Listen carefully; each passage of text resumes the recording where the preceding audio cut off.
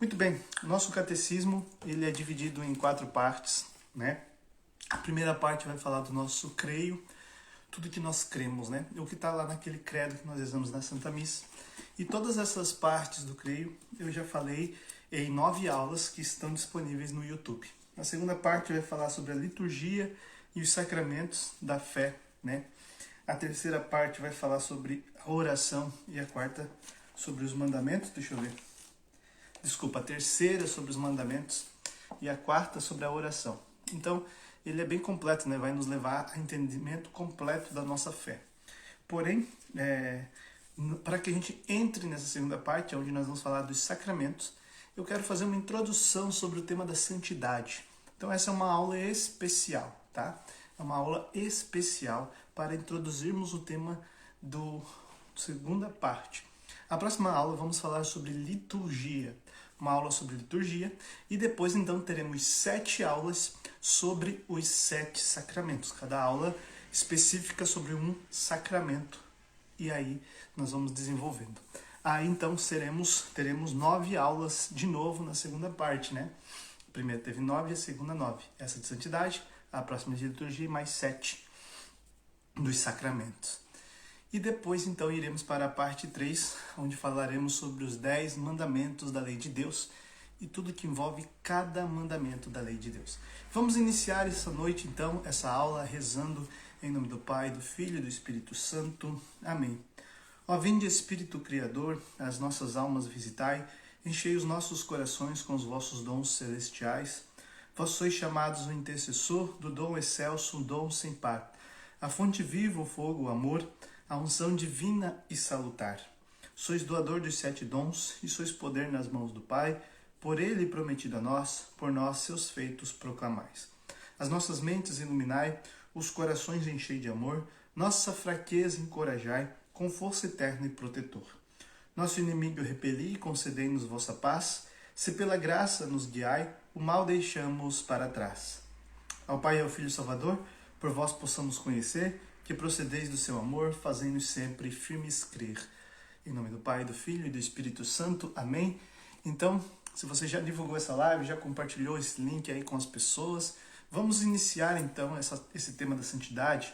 E eu vou ler a passagem na Bíblia, que está lá na primeira carta de São Pedro, capítulo 1, no versículo 15. São Pedro vai escrever assim: a exemplo da santidade daquele que vos chamou, sede também vós santos em todas as vossas ações, pois está escrito: sede santos, porque eu sou santo. Palavra do Senhor, graças a Deus. Primeira coisa sobre a santidade que eu preciso que nós entendamos nessa noite. A santidade é um chamado universal.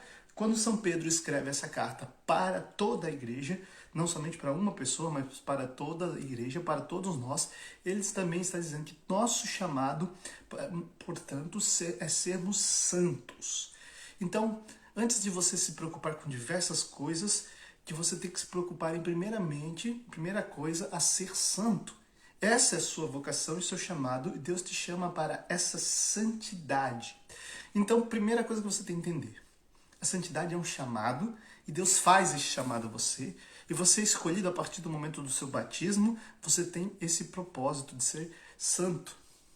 O nosso batismo tem como propósito nos unir a Deus, nós vamos falar disso na aula sobre o batismo, mas essa união com Deus perfeita só acontece no estado de santidade, porque existem muitas coisas entre nós e Deus, nos impedindo de nos unirmos a Deus por completo, em estado de santidade.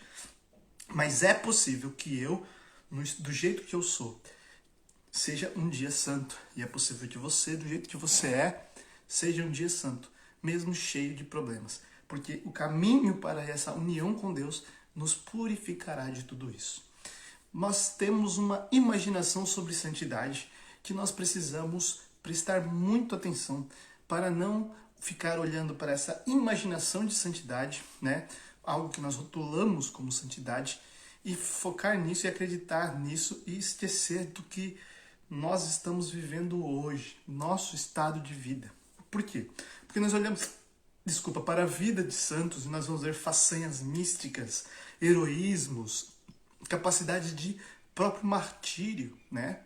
Essa capacidade que eles tinham de martírio, de dar a vida, essa capacidade de fazer heroísmos, façanhas místicas, como o Padre Pio, de estar em dois lugares ao mesmo tempo. O Padre Pio bilocava, né? Que significa estar em dois lugares ao mesmo tempo.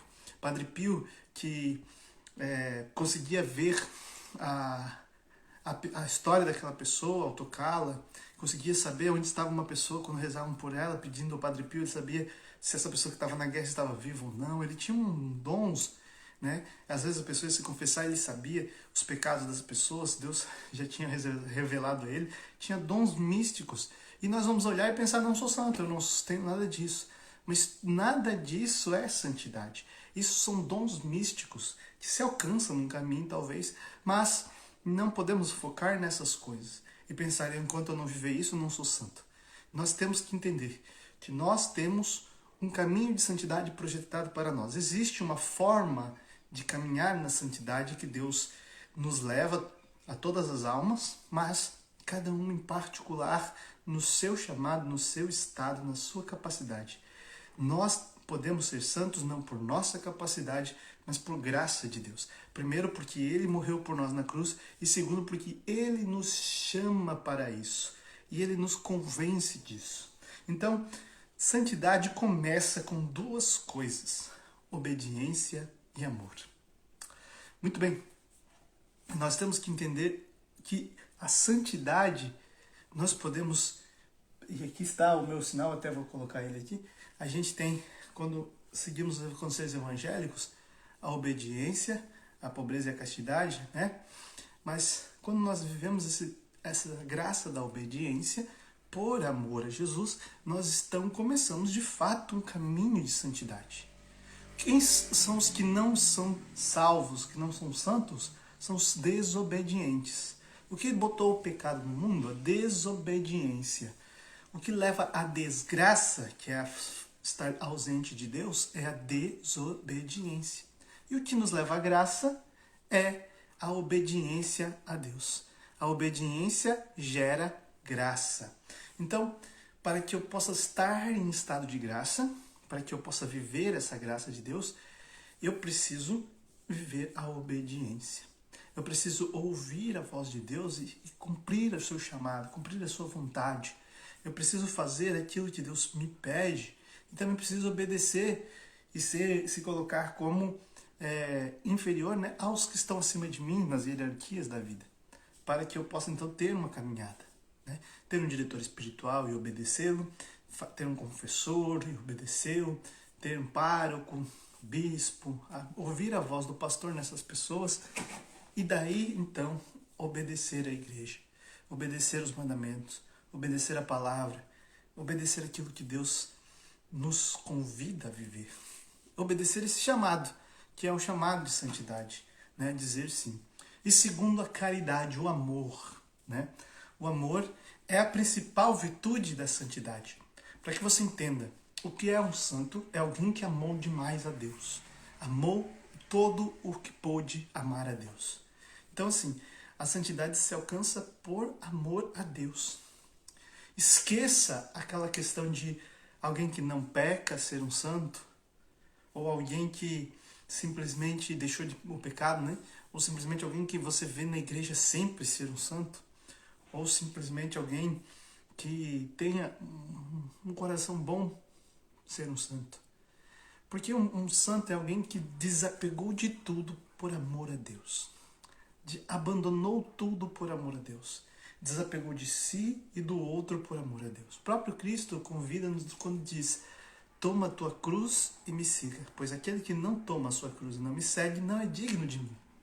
Então, para ser digno do Senhor, temos que tomar a nossa cruz, ou seja, obedecer à vontade de Deus e desobedecer a nossa carne que nos pede pecado, desobedecer o nosso humano, desobedecer o mundo e as tentações do demônio e obedecer a Deus. Fazer a vontade de Deus, que às vezes é dolorida, porque nos pede renúncias e sacrifícios, e tudo isso a gente faz com alegria por amor a Deus. Então São João da Cruz nos ensina que para a santidade é preciso estar desapegado de todas as coisas. Não ter paixões, não ter amor às coisas mundanas, terrenas. É claro que você vai ser uma pessoa caprichosa que vai cuidar dos bens que você tem, obviamente. Mas se você não o tê-lo mais, a sua vida não vai acabar. Assim são com os bens, e assim são com as pessoas, assim é com os trabalhos, com o emprego, com o dinheiro, com tudo. Você tem que ter uma coisa só em mente, somente uma pessoa estará contigo do começo ao fim, que é Jesus. E somente a essa pessoa você deve ter total apego, amor e dedicação. Temos que desapegar do celular, desapegar de pessoas, desapegar de cargo, desapegar de diplomas, de carreira, de tudo. São João da Cruz é muito claro, ele diz: um pássaro que quer voar está amarrado com um fio grosso, não consegue voar. E que esse pássaro, se estivesse amarrado com um fio fino, também não conseguiria voar. Porque para voar ele precisa não ter nenhum fio amarrando. E mesmo que seja a minúscula coisa que nos amarre ainda, nós não conseguimos voar. Porque nós ainda estamos presos às coisas terrenas. Então precisamos nos desprender. O caminho para a santidade começa com obediência e amor a Jesus. E começa depois, vai nos levando a renunciar às nossas vontades. A renunciar os nossos sonhos, às vezes. Para que você entenda, então. Temos que tirar da nossa cabeça que um santo é uma pessoa, é reservado somente para padres, freiras, religiosos. Leigos também são santos. Leigos estão chamados à santidade. Leigos são chamados a viver essa vida. Mesmo que tenha que trabalhar para sustentar a sua casa, mesmo que tenha que estudar para ter uma condição melhor para sustentar a sua casa. Mas ele tem que entender o que é essa vida de santidade. Nós temos que entender que não é somente fazer somente coisas santas. Como, por exemplo, passar o dia inteiro de joelho rezando, passar o tempo todo fazer muitas penitências, né? Uma pessoa que vive na igreja, vive ajoelhado, vive rezando, vive fazendo penitências, vive fazendo tudo isso. Não é fazer somente coisas santas, mas fazer todas as coisas santamente. Não é somente fazer coisas santas, mas fazer todas as coisas santamente. Ou seja, o básico você tem que fazer. Lavar a sua roupa, lavar a sua louça, limpar a sua casa, arrumar o seu quarto, arrumar a sua cama santamente. Limpar o seu quintal, arrumar a sua casa santamente. Fazer o seu trabalho, preparar o seu trabalho santamente. Cuidar, atender os seus filhos, ter um relacionamento com as pessoas santamente. Estar nas ruas, dirigir santamente. Todas as coisas. Padre Léo dizia na sua última pregação: buscai as coisas do alto, que você tem um carimbo, né, do alto e da terra, e aí a vida é sua, a escolha é sua, de carimbar cada coisa como do alto, do céu. Então, tem uma outra frase que eu gosto muito, é olhar para cada situação e se perguntar de que isso me vale para a santidade. Se não me vale para a santidade, para a eternidade, se não vai me levar à santidade, então será que eu necessito assistir esse vídeo? Será que eu necessito fazer essa atividade? Ir neste lugar? Se não me leva à santidade, não me leva à eternidade, não me dá aquilo que eu quero, é só um passatempo, né? Não estou dizendo que passatempos sejam pecado, mas não podemos viver de passatempo, passando tempo. É lá de vez em quando, né? Raramente. Muito bem. Então, entendem o sentido do que eu quero dizer para você. Você não vai ver um santo que passou a vida toda de joelhos. Pode ser que tenha, né? Santos lá do deserto. Mas a maioria dos santos você vai ver nas coisas cotidianas. Você vai estudar um pouco sobre o São José Maria Escrivá, ele vai falar sobre essa santidade nas coisas cotidianas, né? Então, no cotidiano, daquilo que você vive, na sua rotina, ali está também o seu campo para a santidade, para a eternidade. Fazer santamente todas as coisas. E não fazer somente coisas santas. Porque você não tem como fazer somente coisas santas. Você tem suas obrigações. Não pode separar uma coisa da outra. Você tem que entender que a busca pelo céu, a santidade, as coisas de Deus, não são mais uma coisa na sua agenda. Não é ir ao médico, depois eu tenho que parar no posto de gasolina para abastecer, depois eu tenho que fazer tal coisa, depois eu vou lá buscar meu filho na creche, aí depois eu vou para a igreja, depois então da igreja eu vou fazer um lanche, depois eu vou arrumar a cama, eu vou dormir. Não é uma coisa mais da sua agenda. Esse ser igreja, viver a igreja, a santidade é o plano de fundo de todas as coisas. Em todas as coisas dessa lista que eu estava dizendo, você é igreja quando você vai no médico, quando você vai fazer uma atividade, quando vai abastecer o carro, quando vai sacar dinheiro no banco, em todas essas circunstâncias, ali está o seu chamado universal à santidade, fazendo todas essas coisas. Verão que você é diferente nessas situações. Ali está você, alguém chamado a ser como Cristo, a imitar Cristo. Então, repetindo o que eu falei no começo, santidade é união com Cristo. Santidade é união com Cristo. Se eu quero ser santo, eu preciso ser unido a Cristo. Eu começo esse chamado no meu batismo, quando Deus me leva lá a ser lavado pelo sangue do Cordeiro, da marca do pecado original, e eu sou me dado estado de graça, a graça santificante, me é dado essa fortaleza, os dons do Espírito, para que eu seja santo. E começo um processo para a santidade, e existem vários caminhos de santidade. Na verdade, é um caminho, mas são várias fórmulas, várias formas que são nos ensinadas, né? Para essa união com Cristo. Santa Teresinha, ela vai nos trazer uma dessas vias, que é chamada pequena via, uma infância espiritual.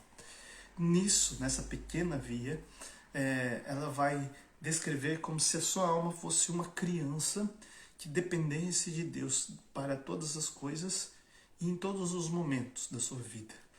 E que para alcançar a santidade, ela deveria fazer poucas coisas, mas todas essas pequenas coisas ser feitas com muito amor. Então, Santa Teresinha, se você vê-se olhando ela, vendo a vida dela, ela era uma freira que estava no Carmelo. Ela fazia as atividades dela, rezava, dormia, fazia as atividades dela, rezava, dormia. Você não ia ver heroísmos, façanhas, obras místicas, como talvez a vida de Padre Pio, ou como a vida de vários outros santos mártires, ou santos que foram como São Paulo, que evangelizaram o mundo. Mas lá dentro dela, todas essas pequenas coisas que ela fazia, ela colocava um intenso amor a Jesus. Um imenso amor a Jesus que para nós não é possível entender, mas que agradava tanto o coração de Jesus, quanto grandes obras. Paulo vai dizer na carta aos Coríntios: posso dar meu corpo para ser queimado vivo, mas se não for por amor, de nada serve. E assim Santa Teresinha entendeu que ela, fazendo a pequena obra com amor, era uma grande obra. Não era a quantidade e o tamanho das obras, mas a quantidade de amor que ela colocava nas obras que as faziam ser grandes e agradar o coração de Jesus. Então ela fazia cada coisinha como se ela estivesse fazendo por Jesus. Um dia ela estava lavando, eu falo muito de Santa Teresinha primeiro, pois eu sou muito devoto de Santa Teresinha e acredito que sou chamado a viver essa pequena via. Até porque também não me vejo grande coisa para viver as outras grandes vias. Mas assim eu entendo. Por exemplo, eu fico aqui na minha comunidade, na minha casa, fazendo as atividades aqui. Em tudo eu sinto como se eu limpasse o quintal de Jesus, como se eu limpasse as louças de Jesus, fizesse comida para Jesus. E é dessa forma que eu tento viver a minha santidade. Tento chegar, né? Não quer dizer que seja santo, mas é uma tentativa de tentar pedir para Deus dar mais amor, para que eu faça com mais amor cada coisa. Então Santa Teresinha um dia estava lavando a roupa. Na época, né, no século XIX, se lavava na mão, né? Então, se lavando a roupa esfregando naquelas tábuas, uma irmã na frente dela esfregou com muita força e jogou muita água na cara de Santa Teresinha, que começou então a escorrer. E Santa Teresinha poderia ficar nervosa, chateada e reclamar, né, com essa irmã, como nós normalmente faríamos. Santa Teresinha respirou e lembrou de Jesus, da face ensanguentada de Jesus, aquela face que escorria sangue, né, quando foi colocada na sua cabeça a coroa de espinhos. E Santa Teresinha então teve um momento de meditação, um momento de recordação do amor de Deus por ela. Olha como Jesus me ama. Ele colocou a coroa de espinhos e que feriu a sua cabeça, rasgou a sua testa, rasgou a sua cabeça e escorreu sangue por amor de mim. E por amor dele, então, eu deixarei escorrer essa água no meu rosto para aliviar as dores de Jesus que estava sofrendo na cruz, aquele sangue que escorria em seu rosto. Então, Santa Teresinha ofereceu, por amor a Jesus, aquela humilhação pequena, boba, mas que serviu para agradar o coração. Jesus se sentiu muito amado. E isso é santidade. Aproximou. Nada aproxima mais as pessoas do que o amor. Com certeza você se sente muito próximo daquele que você muito ama e daquele que você sente que te ama muito. Então, quanto mais eu percebo esse amor de Jesus por mim, quanto mais eu permito amá-lo em cada coisinha, mais eu vou ficando próximo dele. E mais eu vou tirando as coisas. Ela não se importou com ela, com a sua humilhação, com o desagradar da sua face. Ela não se importou. É uma coisa simples e pequena. E essa é um exemplo da pequena via. Santa Teresinha, doente, com muitas dores, abaixou-se para pegar um pequeno clipe da sua irmã que tinha caído. Para a irmã era um gesto simples, mas para ela era doloroso. Mas ela fez por amor, por gentileza, para aquela irmã, como se ela fosse Jesus.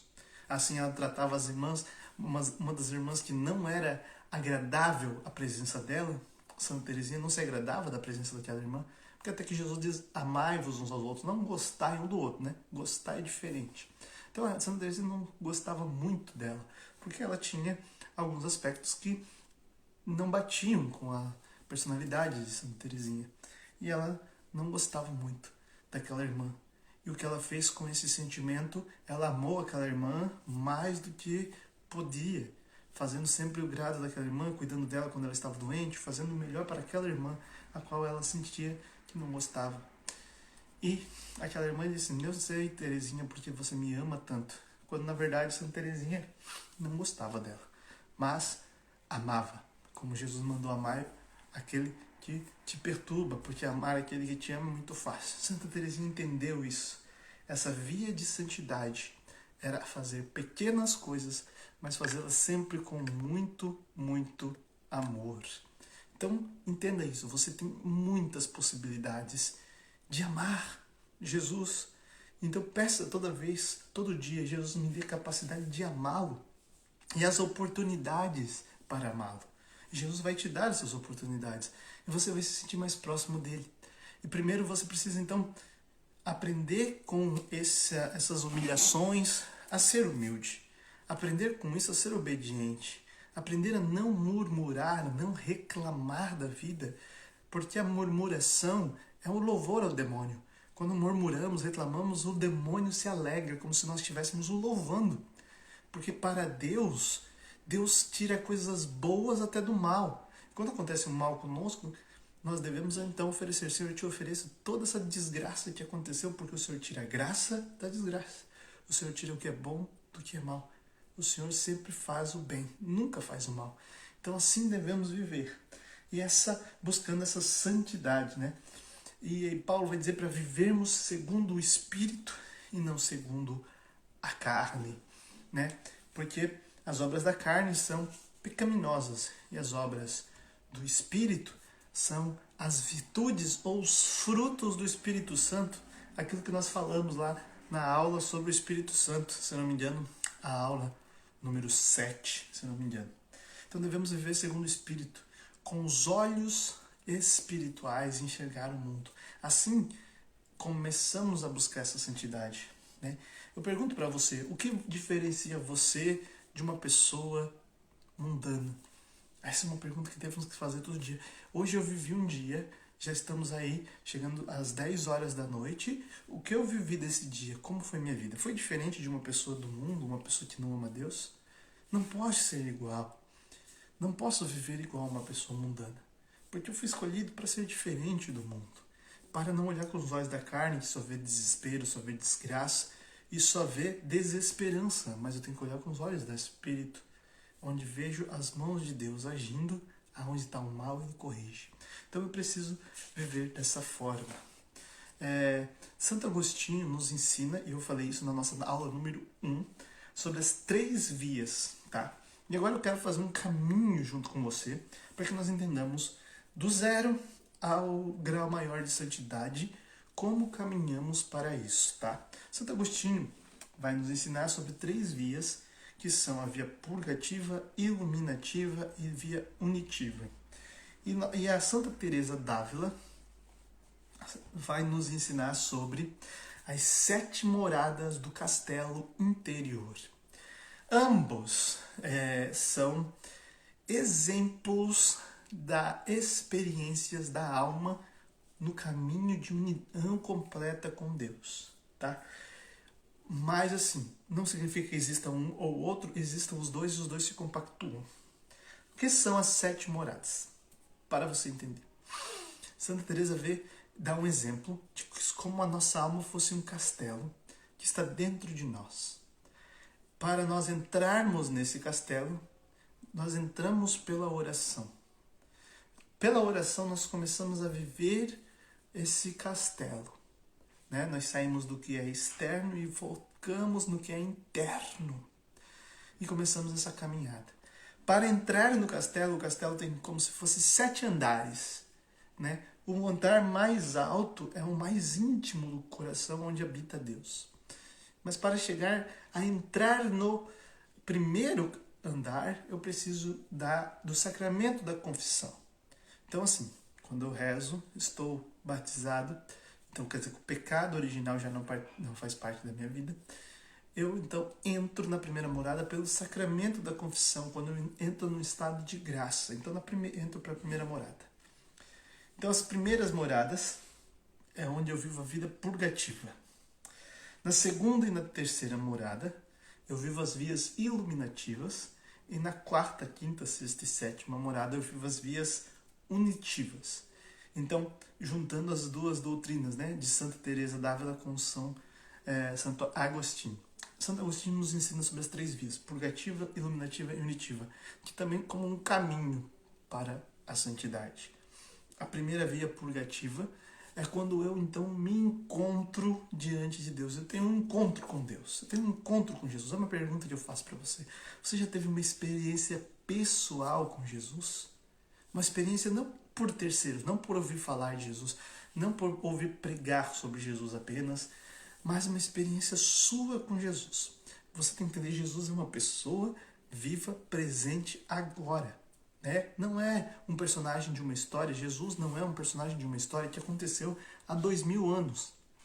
Jesus não é um personagem. Jesus não é um movimento. Jesus não é uma filosofia. Jesus não é uma ideologia. Jesus é uma pessoa real, viva, divina e humana, presente em todo lugar. Ele prometeu: eis que estarei convosco todos os dias, até o fim da vossa vida. Nós podemos ter experiências com Jesus pela confissão, pelo sacramento da comunhão, pela adoração eucarística e também como Jesus ensina a fechar a porta do seu quarto, fala com o seu Pai que está no oculto que ele escuta. E essa experiência com Jesus é um primeiro caminho para a santidade, é eu conhecer aquele que eu quero me unir. É como um namoro, né? Como posso querer casar com alguém da qual eu nunca vi na vida? Ouvir falar dela, é como eu sigo uma pessoa no Instagram, eu acho bonita. Alguém me falou sobre essa pessoa, eu ouço falar dela, eu vejo os seus posts, mas eu nunca a vi na vida. E talvez eu já a vi passando assim, mas eu nunca conversei com ela. Eu nunca tive uma experiência com ela de sentar e olhar nos olhos e conversar e ouvir, para eu poder me apaixonar, de verdade. Porque antes eu estava apaixonado por uma caricatura dela. Antes talvez eu pudesse me apaixonar por aquilo que contavam. Ela parece. Só que um amor de verdade nasce do conhecimento. Não se ama o que não se conhece. Então não adianta eu ouvir falar. Não adianta só ouvir falar. Esse ouvir falar é bom para que você queira conhecer. Mas o conhecimento de Jesus parte da sua procura por Ele. Porque Ele está disponível para você. Então é eu que tenho um encontro pessoal com Jesus através da oração. Lembra que eu falei? Para entrar no castelo interior precisa oração. E quando eu rezo, Deus me cativa a procurar a santidade. Eu procuro, Senhor, eu quero te conhecer, Senhor, eu quero mais de ti, quem tu és, eu quero te amar, eu quero o céu, eu quero estar do teu lado. Então entramos na via purgativa, que significa via da purificação. Quando nós somos batizados no Espírito Santo, recebemos a graça de conhecer Jesus, experimentar Jesus, de ouvir a verdade sobre pecado, sobre o mundo. Então nós desejamos abandonar tudo isso. Eu não quero mais o pecado, eu não quero mais a vida velha. Conheço muitas pessoas que ao receber o Espírito Santo chegaram na sua casa e jogaram fora todos os seus discos de músicas mundanas, rasgaram suas camisas, botaram fogo em tudo, começaram a ser outra pessoa. Porque eu não quero mais aquilo. Eu, quando conheci Jesus, demorei 1 ano ainda nessa via até parar de beber totalmente, até me decidir por parar com a masturbação, até decidir me parar com a pornografia. Foi caminhando, Deus foi purificando, até eu saber, não tem como eu viver uma vida desse jeito. E assim Deus vai nos levando ao conhecer a verdade e ela nos libertar dos vícios, dos pecados, principalmente os pecados mortais. Então assim, a primeira morada, também a primeira via é a via purgativa, onde eu quero abandonar os pecados mortais, que são os mais graves. O uso de drogas, o uso de álcool, o uso de entorpecentes, todas essas coisas ficam na primeira morada, ficam na via purgativa. Eu tenho que desejar parar. Não quero mais.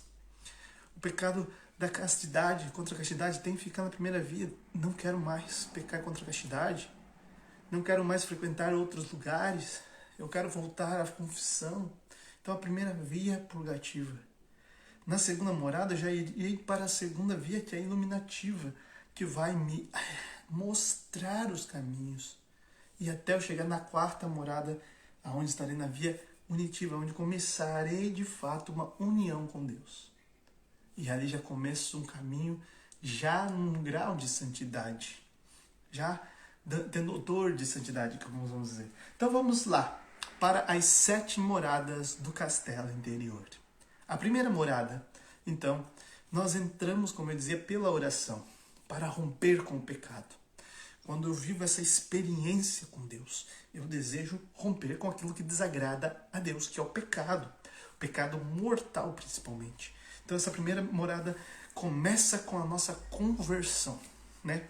Um desejo de conversão, um desejo de mudança de vida. Muitas dessas vezes a gente vê como se Deus nos pegasse no colo, como se Deus nos enchesse de consolações, aliviasse nossas dores, aliviasse nossas angústias. Aquele momento onde eu sou um bebê no colo de Deus, onde eu me entrego para Ele, né? E eu começo de fato a viver os 10 mandamentos, a qual eu não vivia. Eu começo de fato a experimentar a vivência com Deus. E assim, nessa primeira morada, Deus ele nos enche de mimos também, para que nós...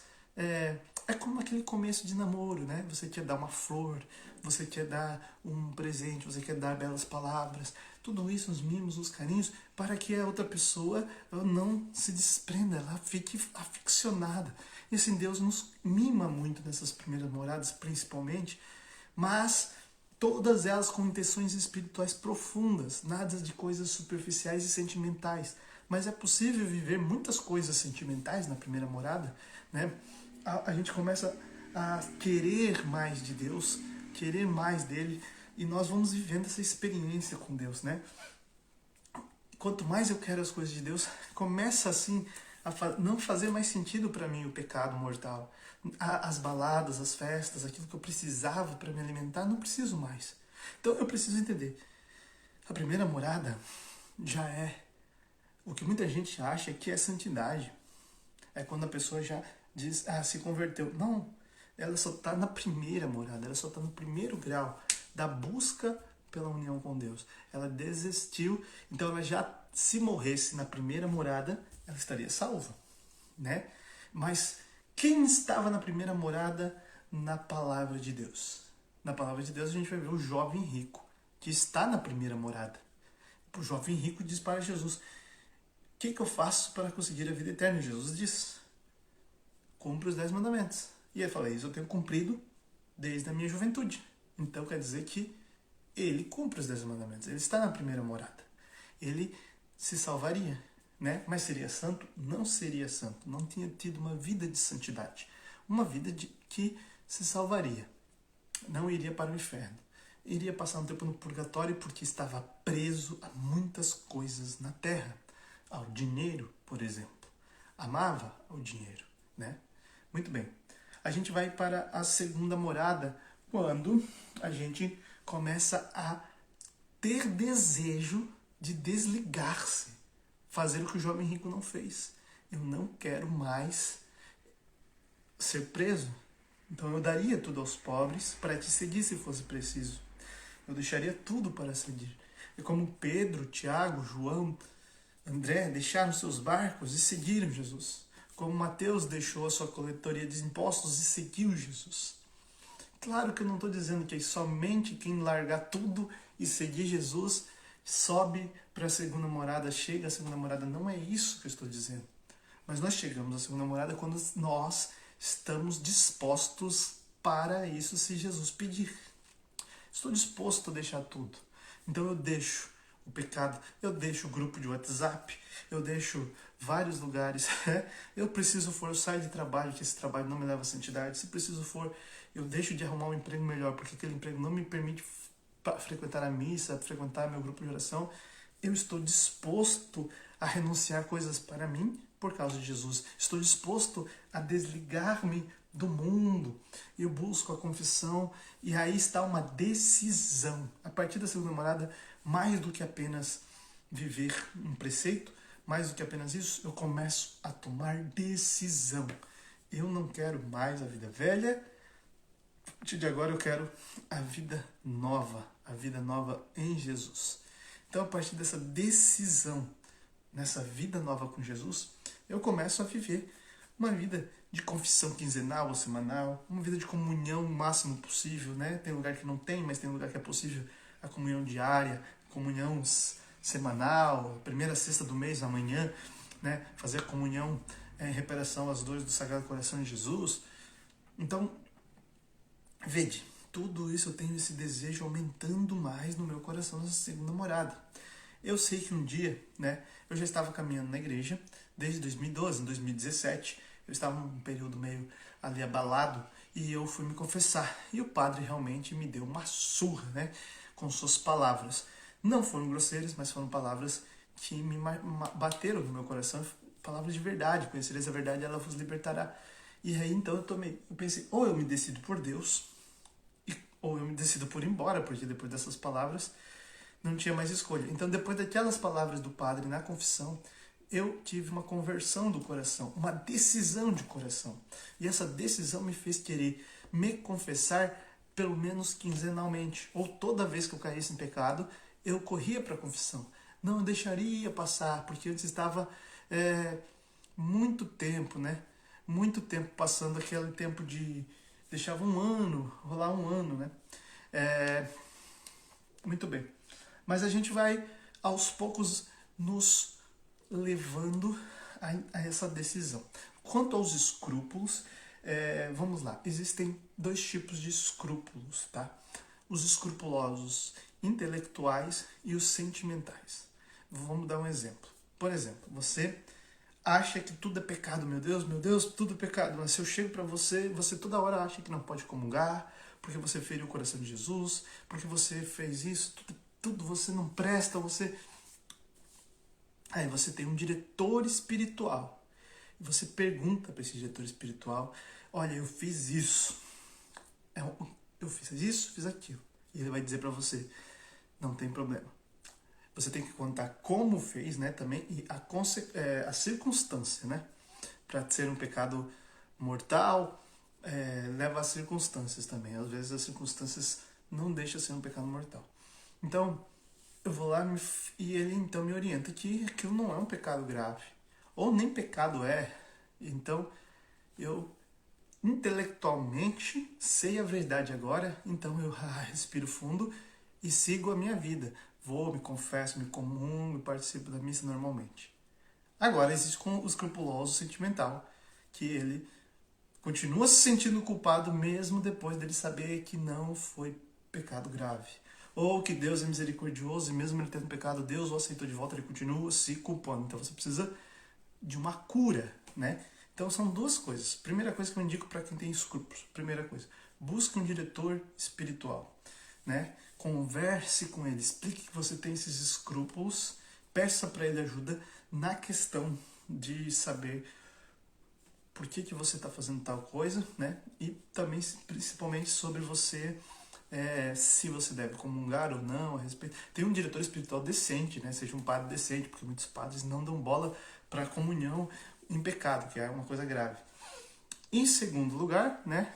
Se você tem esse problema que mesmo sabendo que você não cometeu um pecado grave, ou mesmo sabendo que Deus te perdoou pela confissão, né? Mesmo Deus tendo misericórdia de você, você continua se sentindo culpado, se sentindo triste, você tem que ser curado disso. Então você tem que procurar a ajuda da cura interior. Procura o Ministério de Cura e Libertação, peça para que rezem por você, né? E vai procurando aonde está essa ferida desse sentimento de culpa. O que você fez para gerar tanta culpa no teu coração? Alguma coisa você fez, alguma coisa aconteceu que te feriu e que você sente uma culpa muito grande e tudo para você é pecaminoso. Então, tome cuidado, né? Primeiro, busque conhecer, né? Busque saber o que é pecado e o que não é pecado. Busque, então, essa confissão semanal ou quinzenal, né? Tenha esse diretor espiritual, converse com ele, né? Mande questões para ele, tenha disponibilidade, mas não se desespere. Por que você não pode se desesperar? Por uma coisa que eu digo para você, Deus é misericordioso e Deus mandou seu filho morrer na cruz por amor de você. Sofreu todas as dores por amor de você, para te salvar. E não é por causa de uma coisa ou outra que isso iria mudar. Ele não ia deixar de te amar. Ele não ia deixar de querer te salvar por causa de uma coisa ou outra. Então, não se desespere. Confie na misericórdia. Não abuse da misericórdia, mas confie na misericórdia. Acredite nesse Deus misericordioso. Acredite que Ele te ama. Acredite que Ele te quer de volta. Leia ali Lucas 15. Esse ali é o pai, o filho seria escrupuloso e falava, meu Deus, não, vou voltar para casa, porque meu pai não quer me ver. Mas ele foi para casa. E o pai o acolheu de volta. Esse é Deus, esse é o pai que acolhe. É o pastor que deixa 99 ovelhas e vai buscar de você. Então, ele te buscou para entrar nesse caminho. Você já saiu lá da primeira...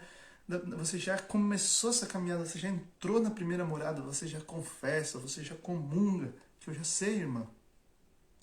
Você vive os 10 mandamentos, não peca mais mortalmente. Se você pecou, confessa. Mas assim, entenda uma coisa.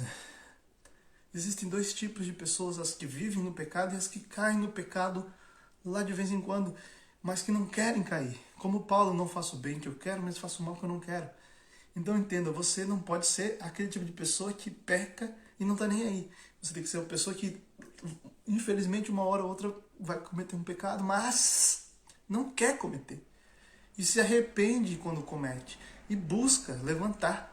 E São João Paulo II, que está aqui, vai dizer que o santo não é o que nunca cai, mas é o que sempre se levanta. Mesmo quando cai, se levanta. Confissão, comunhão, reparação. Então é isso. Quando a gente está na segunda morada, então, nós iniciamos uma vida de oração mais profunda e uma vida de renúncias. Então nós começamos a renunciar as roupas curtas, as vestes ruins. Começamos, a mulherada aí que gosta de utilizar essas roupas, mas elas que tem esse desejo de viver a modéstia, mas não por causa da moda, mas por causa que o seu coração gerou essa virtude, esse desejo de renunciar à sua aparência extravagante para uma mais elegante, mas mais modesta. Esse começa nessa segunda via, uma renúncia, né, de coisas, dessa vaidade. Isso aí começa aí, mas brota do coração, não é algo externo, né? O externo vem depois, vem de dentro para fora. Então a gente começa a viver isso. Só que existem os perigos dessa segunda via, né? Que primeiro perigo que eu vejo assim é como a gente está vivendo uma vida de confissão, de comunhão, de renúncia, buscando por Deus, uma vida de oração. Nós temos um perigo de achar que já tá bom, sabe? De se satisfazer. E eu gosto muito de um exemplo que quem aqui estudou anatomia sabe. Quando a gente se alimenta e quando o nosso corpo está satisfeito, ou seja, ele armazenou o máximo de energia que ele podia. Então o nosso cérebro desliga o nosso corpo e a gente dorme, né? Ou fica bem lento. Por que depois do almoço, quando a gente come bem, fica satisfeito, a gente fica desligado, a gente fica com aquela preguiça? Por quê? Nosso cérebro desliga o nosso corpo por causa de que ele está armazenando energia e ele não pode gastar energia para armazenar energia. Então ele vai desligar a gente para dar uma diminuída no nosso gasto de energia, para que a gente acumule energia. Para depois sim a gente voltar a gastar, senão a gente vai gastar a energia que está consumindo. E assim, então, entenda o seguinte: se você ficar satisfeito, você dorme. E se você se satisfazer na vida espiritual e você dormir, você vai ficar parado na beira do caminho, né? Então não podemos ter essa tendência a se satisfazer, que isso vai nos gerar assídia, vai levar a preguiça espiritual de fazer mais do que isso, vai nos levar à tibieza. Eu fiz uma live terça-feira, está disponível aí, sobre a tibieza. Tudo isso vai levar a essa preguiça espiritual, essa satisfação, essa tranquilidade, mornidão. Existe também as questões da palavra jogada no nosso coração, e ali também pode ter um terreno com que venha os pássaros e levam embora, que são as coisas do mundo, são os entretenimentos mundanos, são as pessoas que nós ainda estamos nos presos. Então a palavra começa a germinar, vem os pássaros e levam embora. Ou ali está a palavra num solo rochoso, cheio de pedras, o nosso coração é muito duro. Nós começamos a escolher o que nós vamos adotar da palavra, o que nós não vamos adotar, o que eu quero fazer para Deus, mas isso aqui eu não quero ainda. Então, assim, Senhor, eu quero fazer isso, mas eu tenho medo ainda. Então, ali o meu coração é duro, de pedra, então é um perigo.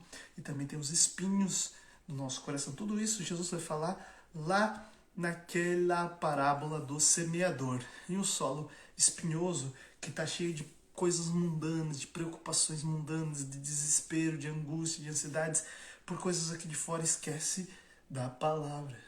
Então, para que a gente evite esses perigos, nós temos que evitar, primeira coisa, a tendência é achar que já está bom. Nós só estamos na segunda morada. Você está procurando Deus, está rezando, está confessando, está comungando, está buscando o santo terço, está buscando conhecimento, está com desejo de coisa arada, quer cada vez mais de Deus, está aí buscando viver uma vida de modéstia, está procurando viver uma vida de castidade, está procurando renunciar à sua carne, os desejos carnais, né? Renunciando muitas coisas por causa de Deus. Você só está na segunda morada. Você só está entrando ainda nessa via. Você está numa via iluminativa. A via iluminativa é essa via onde Deus te ilumina para você buscá-lo cada vez mais. Então, tem que se preocupar. Não deixe os pássaros levar para longe essa vontade. Não deixe as pedras do seu coração evitarem que a palavra caia. Não deixe que os espinhos das preocupações matem essa palavra. Por que acontece isso? Vai te sufocar, vai te levar ao pecado mortal. E quando você está em pecado mortal, você é jogado para fora do castelo. Talvez quando você se confesse, ganhe uma graça, volte para a segunda morada. Né? Entenda aí uma coisa, a gente passeia no castelo, a gente alcança mais uma morada e passeia. Às vezes vai para a segunda, às vezes vai para a terceira, e às vezes vai para... Mas temos a capacidade já de alcançar tal, aquela morada até o máximo que nós conseguimos. Mas quando pecamos, saímos do castelo. Né? O castelo interior, essa vida de santidade, uma vida da graça. E só se alcança ela estando no estado de graça. Então, quando eu começo a desejar e eu enfrento isso e passo por isso, né, eu consigo enfrentar essas tendências e eu quero ainda mais. Eu vou buscar ainda mais. Nisso eu consigo alcançar, então, as terceiras moradas. Nas terceiras moradas eu tenho um desejo grande de não ofender a Deus. Eu não consigo aceitar, ofensar eu ofender Deus, ofensas a Deus. Eu não aguento que eu tenha feito mal para Deus. Não é escrúpulo, é ter ódio do pecado. Ódio do pecado. Eu não quero pecar, né? Você começa a fazer penitências nessa morada. Você começa a fazer penitências porque você deseja agradar a Deus e desagradar. Você cometeu pecados e você desagradou a Deus e você quer fazer penitências para voltar para o coração de Deus, né? Você começa a olhar para os seus pecados e ver quanto ele era ruim, mas então você começa a querer mais oração. E você não se satisfaz mais com as suas oraçõezinhas. Você quer rezar mais. E rezar mais de um jeito melhor, né? Você quer amar mais a Deus. Você começa a desejar não pecar nem venialmente. Então não é só os pecados mortais. Os pecados mortais ficaram lá na primeira morada, né? Na segunda morada você enfrentou aqueles desafios. Agora o desafio é, eu não quero mais o pecado venial. Eu não aceito mais desagradar a Deus, né? E aí você começa a entender o quanto você você usou Deus para as suas coisas. Por exemplo, quantas vezes você fez uma barganha com Deus? Olha, Deus, se tu me der tal coisa, eu faço tal coisa por ti. Querendo essas trocas com Deus, né? Ou fazendo promessas, olha, se Deus fizer isso por mim, eu farei tal coisa. Cai por terra todas essas trocas, barganhas e promessas. Você já não quer mais saber. Você só quer saber de agradar a Deus, né? Todas essas ilusões espirituais que nós tínhamos caem por terra. Toda essa secura espiritual, ela começa também a crescer um pouco. Começa a haver uma secura espiritual. Isso a gente chama de pedagogia do espírito, né?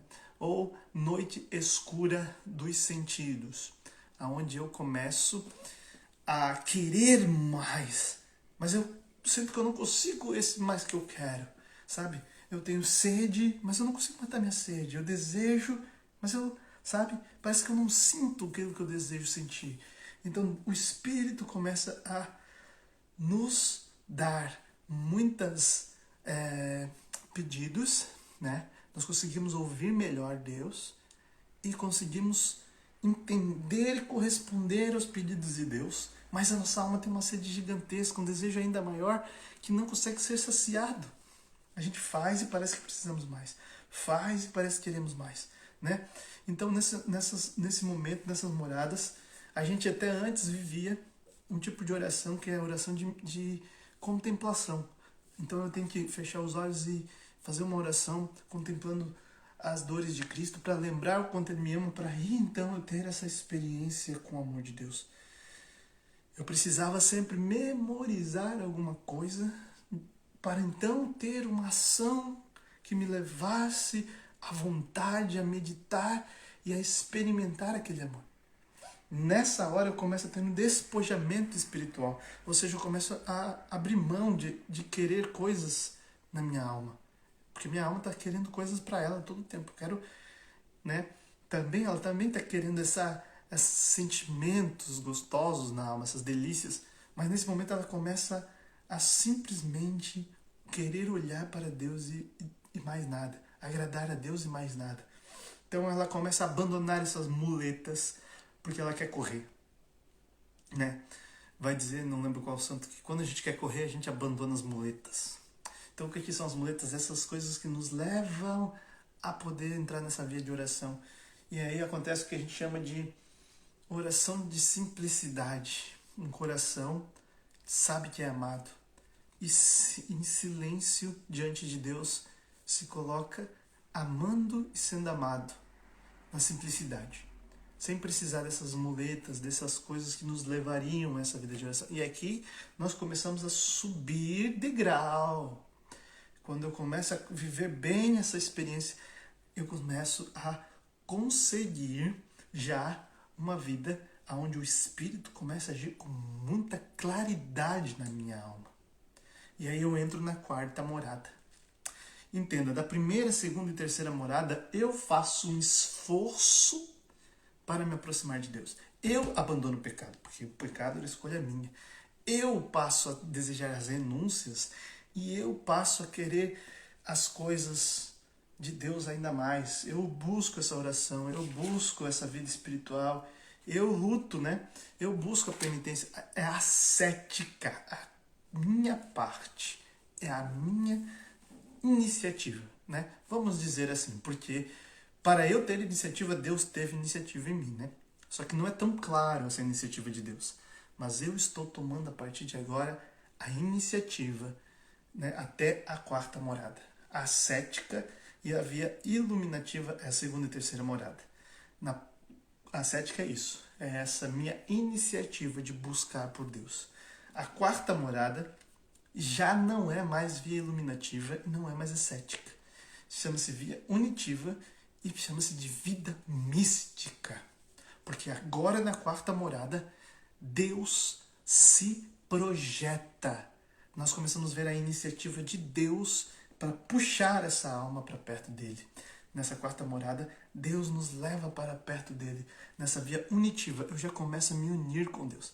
Se eu morro em quarta morada, eu morro em um estado que tem cheiro de santidade, né? Não é um grandíssimo santo, mas provavelmente essa pessoa, se investigar a sua vida, irão ver ali na quarta morada a santidade na vida dela. Via unitiva, quarta morada, né? Fim da ascética, começo da vida mística, começo da vida da união com Deus. Nessa quarta morada, a alma já começa a ser levada por Deus. Então vamos lá. Até aqui, nós conseguimos ir por conta própria, né? Não por conta própria, claro, com tudo isso com a ajuda do Espírito Santo, desde o primeiro e o segundo, obviamente. Mas, porque eu quero muito ser santo, eu vou chegar até aqui. Se eu chegar até a quarta morada, eu sou santo. E eu consigo alcançar sem... como é que eu vou dizer? É um grande santos, grande maioria dos santos alcança. Daqui para frente, né, são cada vez menos santos que alcançam essas próximas moradas. Mas assim, até aqui, até a terceira morada eu chego, quarta morada eu alcanço com a ajuda da graça de Deus, mas daqui para frente simplesmente eu só vou até onde Deus quer que eu vá. Onde Deus me levar, o que Deus escolheu para mim, né? Então assim, eu estou na via unitiva, estou unido com Deus na quarta morada, estou em grau de santidade, né? Estou em grau de santidade. E aquele que está de pé, cuide para não cair, né? Aqui a alma já não peca mortalmente e já não tem mais, ela peca poucas vezes e peca venialmente. Então ela se confessa sempre, né? E ela já não deseja mais nenhum tipo de pecado. Lembro da história que Santa Teresinha vai se confessar. Tem pessoas que contam essa história de várias formas diferentes, mas o que eu sei é o seguinte: Santa Teresinha se confessa e ela conta um pecado tão simples que nem pecado é. No sonho que ela teve, ela comeu um pedaço grande de bolo. Então ela ficou pela gula, né? E não deixou para os outros o pedaço grande de bolo. E ela acordou com aquele sentimento de culpa. E ela pensou: eu sou capaz de fazer isso. Eu faria isso. Apesar de que ela não faz isso, né? Então, se confessa. E ela era alguém tão unida a Deus que a sua penitência que o padre deu para ela ficar 2 minutos sem pensar em Jesus. Fique 2 minutos sem pensar em Jesus. E Santa Teresa sai do confessionário e 1 minuto depois ela volta. Fala: padre, não consegui. Pequei, pensei em Jesus. Ele falou: não, você não pecou em pensar em Jesus, né? Mas tá bom, vai com Deus. Então Santa Teresinha não conseguia ficar 2 minutos sem pensar em Jesus. Essa é a questão. Ela estava unida a Jesus. O seu coração estava unido a Jesus. O seu desejo era Jesus. Ela estava aficionada, apaixonada, amava Jesus ardentemente. Todos os nossos sentidos e propósitos a partir daqui são para Deus. Deus começa a tomar a iniciativa mais claramente nessa quarta morada de buscar a nossa alma e nos puxar para Ele, né? Então, aqui nós começamos a ter a graça de alguns dons que são elevados. O dom da sabedoria, o dom da contemplação. Nós começamos a experimentar as delícias de Deus nessas quartas moradas. A nossa alma se deleita por Deus por causa da sabedoria. Porque o espírito de sabedoria, ele é aguçado. E nós começamos a compreender grandes coisas de Deus e nós experimentamos. Porque imagine quando você percebe uma coisa da palavra, né? Você entende algo da palavra e vê como Deus é maravilhoso por causa daquele entendimento que você teve da palavra, sabe? É como se você saboreasse algo doce. Imagine nesse momento a alma começa a ter grandes revelações, compreensões, ciência, o dom da sabedoria, a contemplação de Deus na sua alma, o chamando. Nesse momento a alma, ela já está desejando ir mais a fundo, querendo mais de Deus. E ela começa a ter esses deleites, essas delícias, e já começa a experimentar Deus. E isso é delicioso para a alma. Ela saboreia aquilo. E essa quarta morada é uma das moradas mais gostosas, onde a alma está sendo puxada para Deus. Deus toma a iniciativa, Deus vai em busca dela. E ela quer mais, e quer mais, e quer se unir cada vez mais a Deus. Então ela alcança um grau maior, que é a quinta morada. Na quinta morada, a alma começa a viver coisas sobrenaturais, né? Ela começa a viver uma união sensível, uma união sensitiva com Deus. E ela começa a viver alguns êxtases espirituais, né? A alma começa a ter momentos que você pode estar morto, mas está vivo, só que está em êxtase, né? Com Deus. Aqui a alma ela já está num grau de santidade visível para os outros, né? E ela o seu apostolado começa a ser santificado, porque ela deseja santamente fazer apostolados cada vez mais. Tá certo que a gente já começa a querer servir lá no começo, mas aqui nessa quinta morada, esse desejo por servir a Jesus está repleto de uma graça. É um serviço santo, é um santo que está prestando esse serviço. É um desejo santo. Então quando você prega, alguém que da quinta morada está pregando é diferente. Alguém que está na quinta morada, como Santa Teresa de Calcutá, cuidando dos pobres, é diferente. Mas quem vê de fora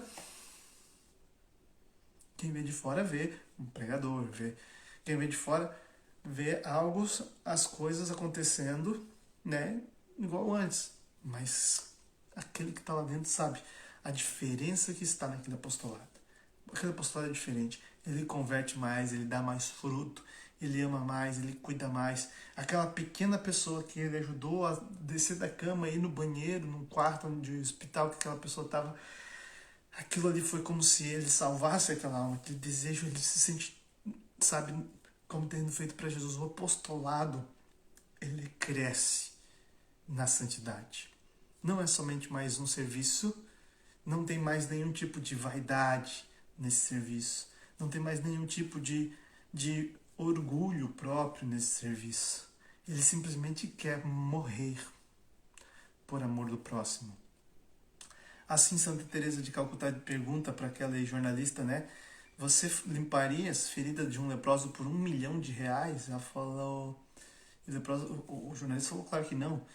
Ele falou, nem eu limparia por R$1 milhão, eu faço por amor. Né? Olha a diferença, o apostolado é muito maior.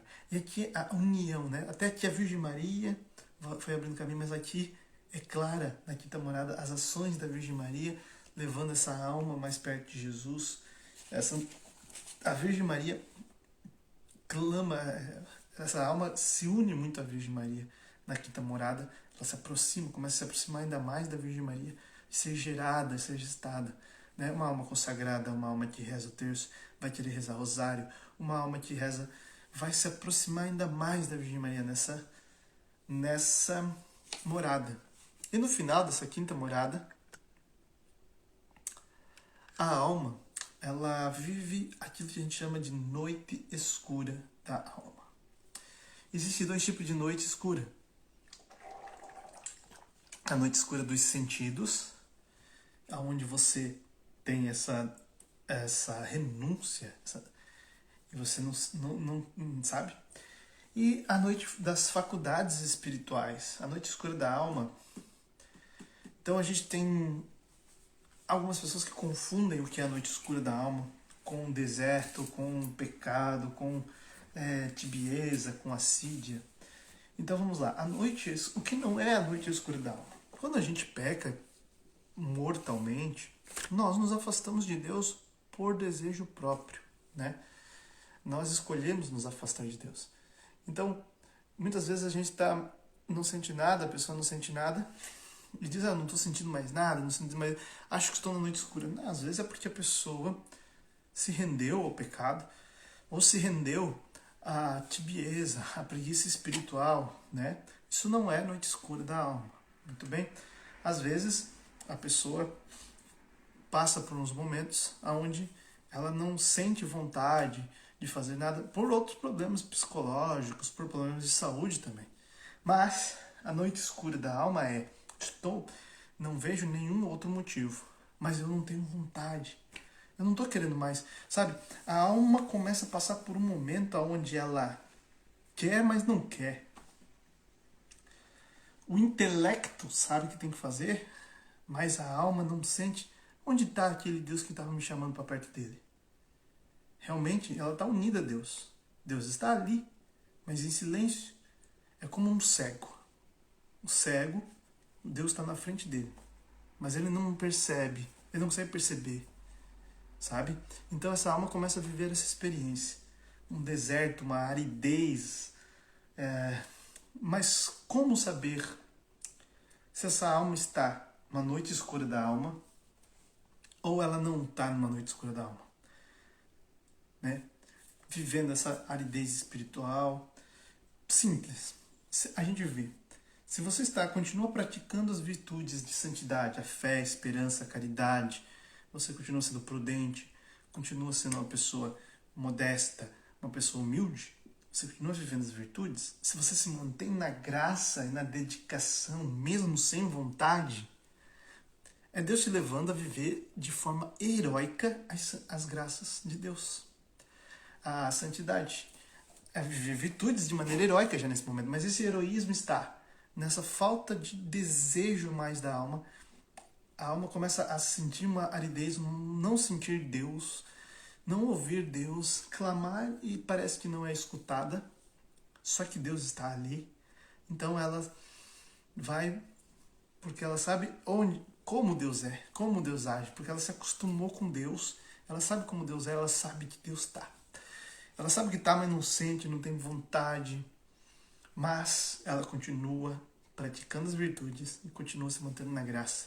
Então essa alma sim, essa alma está num deserto, numa noite da alma, que nós chamamos de deserto espiritual, e isso é uma pedagogia de Deus, é uma forma de Deus fortalecer essa alma, é uma forma de Deus engrandecer essa alma, é uma forma dessa alma ganhar méritos no momento onde ela está unida a Deus, a aumentar a sua santidade, a sua purificação, eliminar todos os restícios que sobram da sua humanidade pecaminosa, sua humanidade cheia de falsas vaidades,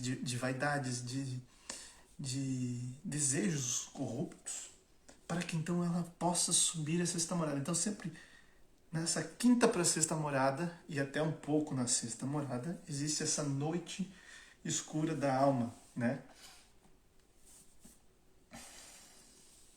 Na sétima morada, após passar por na sexta morada, depois de passar por essa noite escura, a alma começa a viver experiências místicas. União estática, que a gente chama, porque ela começa a ter êxtase.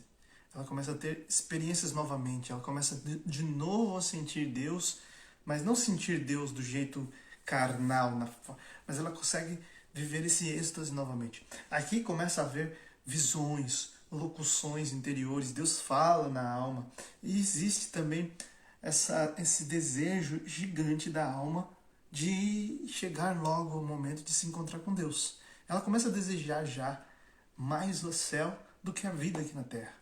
Então, esse momento da sexta morada, também há a questão de a alma querer ir para o céu, tanto que quando aquela pessoa está rezando, a alma levanta o corpo. Então existem místicos, né, que levitaram, santos que chegaram a voar. Nem é tão raro, né, de saber pessoas que tiveram dons de santidade, místicos que levitavam. Enquanto rezavam, o corpo saía do chão, porque a alma tinha um desejo tão grande de céu que ela queria ir para o céu, mas o corpo ainda estava ali, né? Ela não se desuniu do corpo ainda, ela não morreu, mas muitas vezes aquela pessoa estava ali parada, parecia que estava morta, pálida, mas é porque ela estava em êxtase espiritual.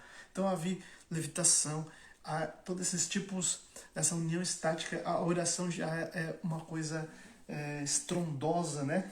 Ela também, nessa morada, a noite escura que acontece, serve para fortalecer a alma, porque ela vai chegar à união completa com Deus e ela precisa estar muito forte quando ela se unir completamente com Deus. Nesta morada acontecem coisas místicas incompreensíveis para o nosso coração, mas que queima o nosso coração de ouvir, né? Imagina então, Jesus se coloca dentro dessa alma e a desposa. Na sexta morada acontece então o noivado espiritual. Jesus diz para a alma: eu quero ser seu esposo, eu te desposo. É como se houvesse um casamento entre a nossa alma e Jesus, né? Que se completará na sétima morada. Então olha só, a alma esposa está pronta para se unir completamente com Deus.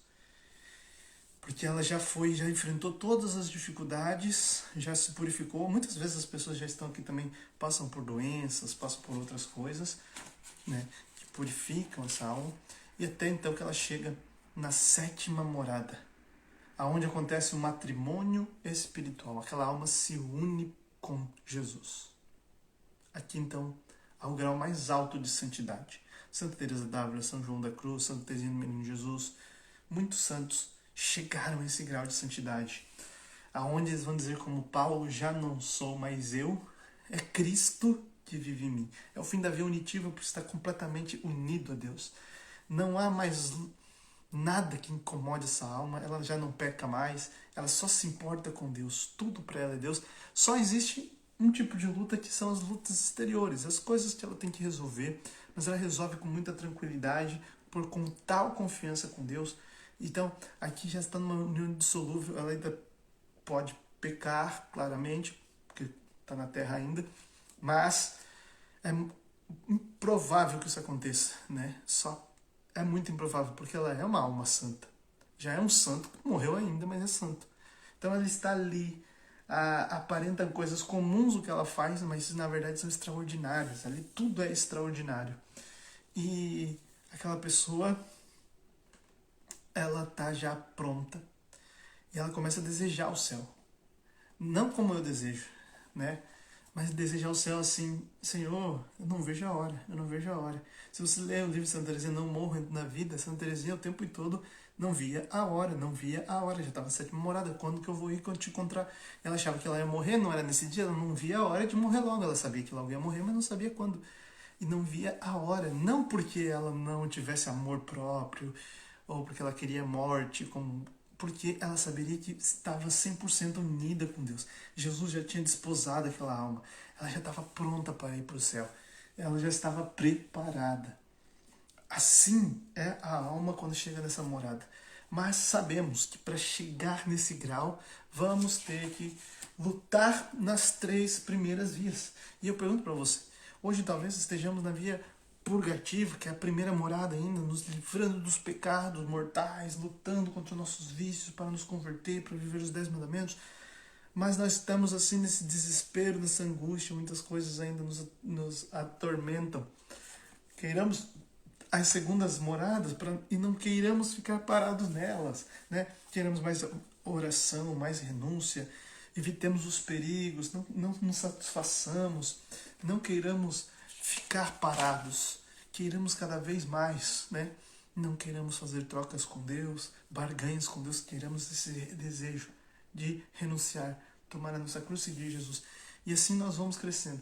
Tudo que eu falei aqui é para que você entenda o que acontece na alma de um santo, né? Que talvez não seja visto. Porque quem olha de fora, Santa Teresinha era uma menina do Carmelo, quem olha de fora vê talvez coisas banais, coisas comuns, ordinárias, mas Deus sabe o quanto cada uma daquelas coisas eram extraordinárias, porque agradavam o seu coração. Então, para encerrar a aula de hoje, eu quero dizer como funciona um processo de canonização. Então, a alma, vamos dizer que seja uma alma que viveu todas essas coisas que eu comentei. Apesar de ser comum as atividades que ela faz, algumas não são, né? Algumas, por exemplo, vivem essas graças místicas muito claras, como Padre Pio, como outros. Alguns foram martirizados. Alguns não, alguns viveram uma vida simples, mas com odor de santidade, ou seja, a gente não via, mas ele estava num estado de amor por Deus no seu interior. Ele viveu simplesmente, mas ela viveu amando a Deus, desejando a Deus, se consagrando a Deus.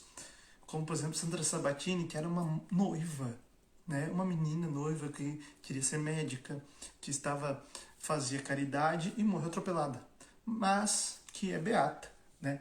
Então, porque alguém percebeu que naquela vida havia mais do que simplesmente um bom coração, mais do que uma boa pessoa, né? Uma pessoa de fato que amava Deus e colocava Deus em primeiro lugar.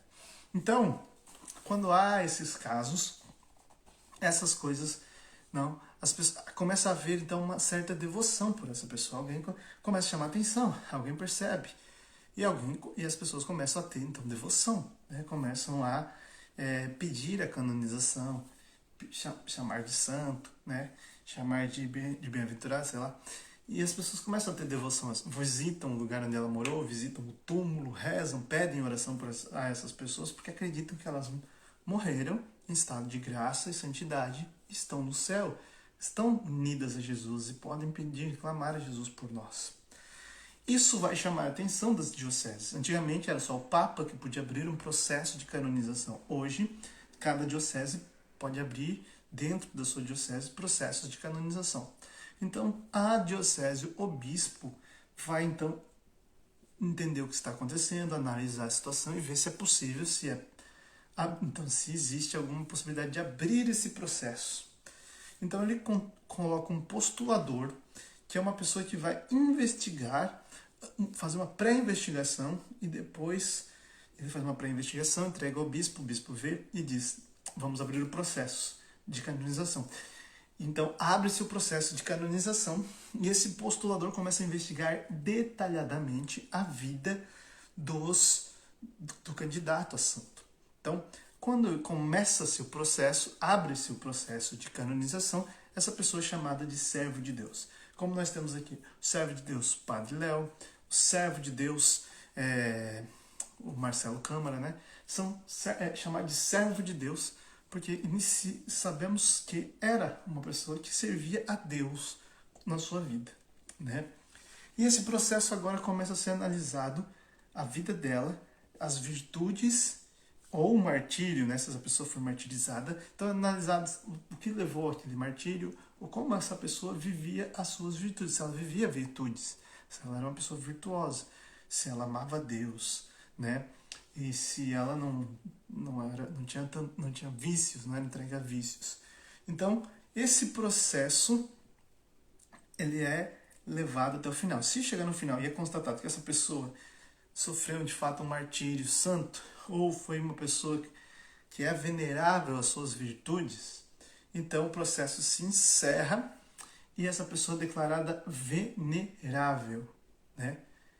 E a partir disso, a partir dela ser venerável, a igreja diz, é possível venerar essa pessoa.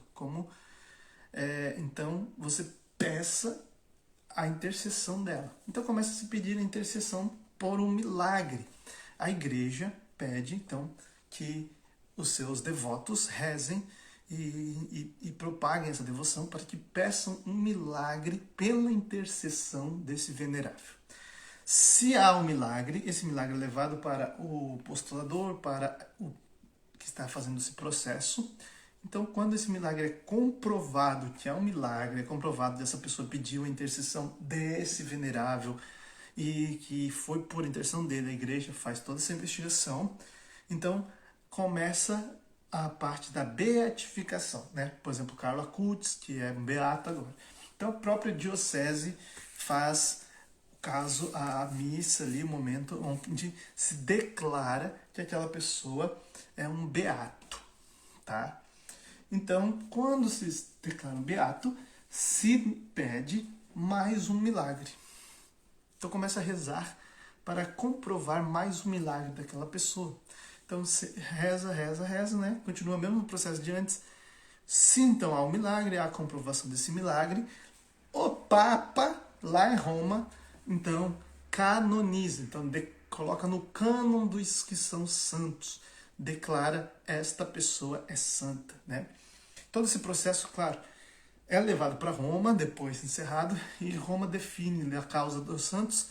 Tem um local que é uma partição que só serve para fazer isso, das causas dos santos. Então ela vai investigar, vai ver todo o processo. E se no meio do caminho elas verem uma coisa está errada, ela vai aguardar esse processo até verificar de novo, né? Existem muitos processos que já estão lá para canonizar e não foram feitos por algum motivo no meio do caminho. Padre Deon, Fulton Sheen, tudo mais. E então, quando chega lá para a canonização, o Papa então declara santo, né? E aí então a Igreja Universal pode ter devoção, pedir, fazer imagens, fazer ícones e visitar aquele lugar, né, de devoção aonde a pessoa viveu, né? Então acontecem as relíquias dos santos que representam que aquele santo está ali presente, né, intercedendo por aquele lugar. Então tudo isso é um processo da igreja que tem muito cuidado, muita dedicação, muita análise, muita investigação, né? Nada é feito de qualquer jeito para que então seja declarado que alguém está no céu e é santo e que a gente pode, ele não só estou honrando esse santo, mas estou também sabendo que existe mais uma pessoa, né, uma pessoa santa no céu que pode me ajudar a ser santo aqui na terra e alcançar essa santidade. E também mostrar com a história desse santo que o evangelho é possível. O evangelho funciona. Todo santo é um exemplo de que o evangelho funciona.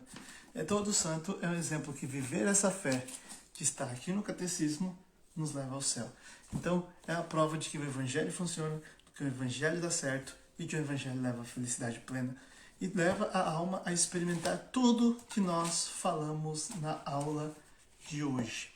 Então eu encerro essa aula, né? Agradeço a todos que compartilharam, que assistiram. A próxima semana, na nossa aula 2, da parte 2, eu vou começar a contabilizar desde a primeira aula, né? A aula 11. Nós vamos falar sobre a liturgia. O que é liturgia? O que é a liturgia da igreja? Nós vamos fazer uma aula sobre liturgia. Eu aguardo você aqui comigo, quinta-feira, 21h30, para a nossa aula de liturgia. Terça-feira, dia 5, estarei junto com o Sérgio Forte, da missão Quem como Deus, para a nossa terceira noite da batalha espiritual. Nós vamos falar como os anjos nos ajudam na batalha espiritual. Vamos falar sobre os anjos. Se você tem dúvidas, esteja aqui terça-feira, às 21h30, junto com o Sérgio Forte, lá do grupo São Judas Tadeu de Joinville. Deus abençoe você, a sua família, e que nós possamos ter um fim de semana muito abençoado e até terça-feira. Em nome do Pai, do Filho e do Espírito Santo. Amém.